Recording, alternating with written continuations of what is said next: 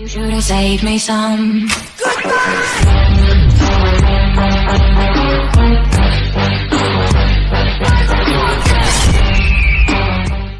All horror films, whether their creators or fans wish to admit it, trade a little bit in cruelty.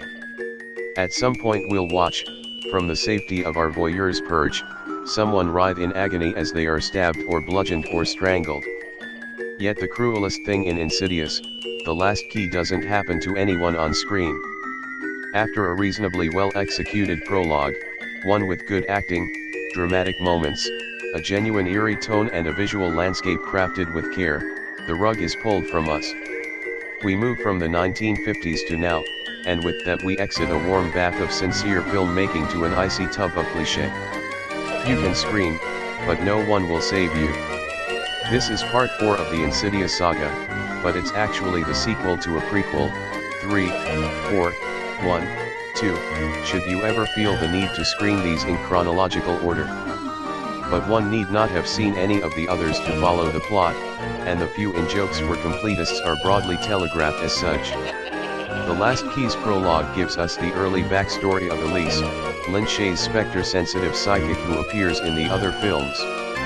Her childhood home is next door to a prison's death row, and her father, a corrections officer, is a brute who tries to beat her supernatural sensitivities away.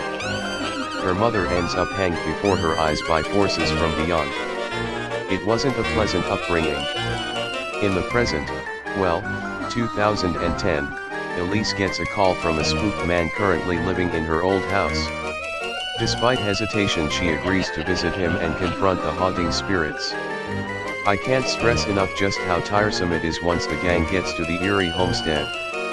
A street sign pointing to Old Dirt Road gets a laugh, but that's about it. Cold basements, blank stages representing the other side, some smoke, some dust.